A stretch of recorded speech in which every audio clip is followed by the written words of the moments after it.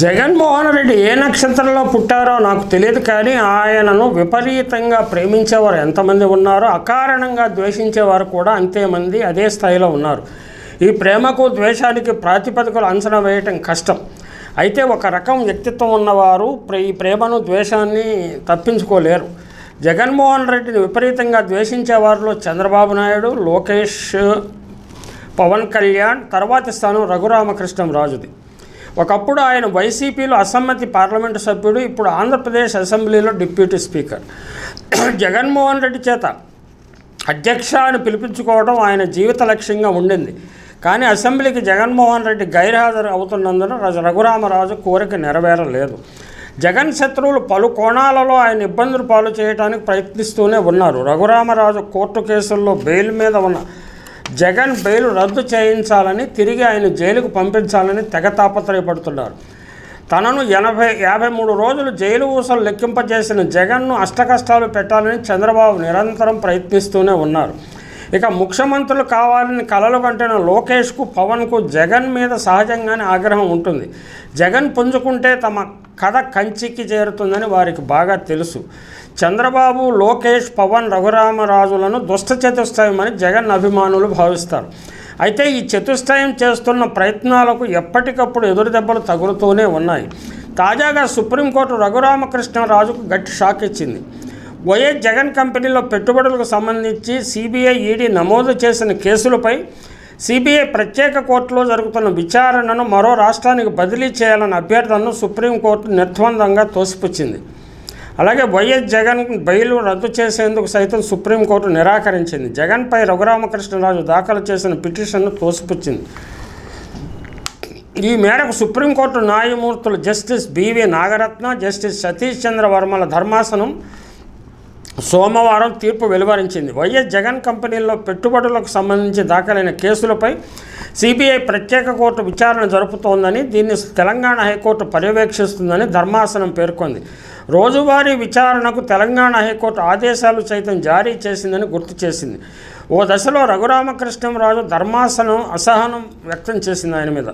కింది కోర్టులో జరిగే విచారణను మమ్మల్ని పర్యవేక్షించమంటారా అంటూ ఒకంత ఆగ్రహం వ్యక్తం చేసింది. సిబిఐ కోర్టు విచారణను తెలంగాణ హైకోర్టు పర్యవేక్షిస్తోంది. రోజువారీ విధానంలో విచారణ జరపాలని సిబిఐ ప్రత్యేక కోర్టుకు ఆదేశాలు కూడా జారీ చేసింది. హైకోర్టు స్పష్టమైన ఆదేశాల తరువాత కూడా పిటిషనర్ రఘురామకృష్ణంరాజు సిబిఐ కోర్టు విచారణలో జాప్యం జరుగుతోందని చెబుతున్నారు. కేసు విచారణ మరో రాష్ట్రానికి బదిలీ చేయాలని కోరుతున్నారు. వాస్తవానికి వైఎస్ జగన్మోహన్ రెడ్డి కేసు విచారణను మరో న్యాయస్థానానికి బదిలీ చేయాల్సిన అవసరం ఏమీ మాకు కనిపించటం లేదు అని కోర్టు స్పష్టం చేసింది. వైఎస్ జగన్ కంపెనీలో పెట్టుబడులకు సంబంధించి సిబిఐ, ఈడీ పలువురుపై కేసులు నమోదు చేసిన విషయం తెలిసింది.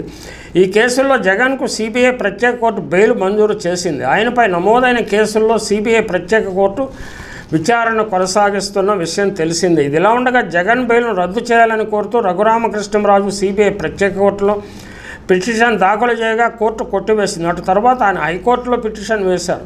హైకోర్టులో సైతం రఘురామకృష్ణరాజుకు చుక్కెదురైంది. దీంతో ఆయన సుప్రీంకోర్టును ఆశ్రయించారు. వైఎస్ జగన్ బెయిల్ను రద్దు చేయడంతో పాటు ఆయనపై నమోదైన కేసులను వేరే రాష్ట్రానికి బదిలీ చేయాలంటూ 2023లో సుప్రీంకోర్టులో స్పెషల్ లీవ్ పిటిషన్ దాఖలు చేశారు. ఈ వ్యాజ్యంపై సుప్రీంకోర్టు పలుమార్లు విచారణ జరిపింది. ఈ నెల 20న విచారణ సందర్భంగా అసలు జగన్ కేసులతో మీకేం సంబంధమని రఘురామకృష్ణంరాజును జస్టిస్ నాగరత్న ధర్మాసనం నిలదీసింది.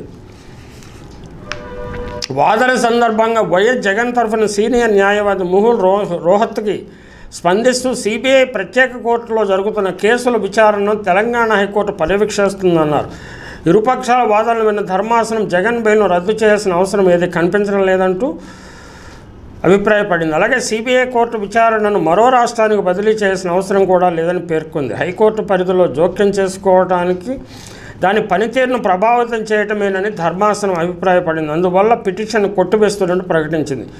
ఈ సమయంలో రఘురామకృష్ణరాజు తరఫు న్యాయవాదులు జగన్పై తాము దాఖలు చేసిన పిటిషన్ ఉపసంహరించుకుంటామని, అందుకు అనుమతి ఇవ్వాలని అభ్యర్థించడంతో అందుకు ధర్మాసనం అంగీకరిస్తూ ఆ మేరకు ఉత్తర్వులు జారీ చేసింది.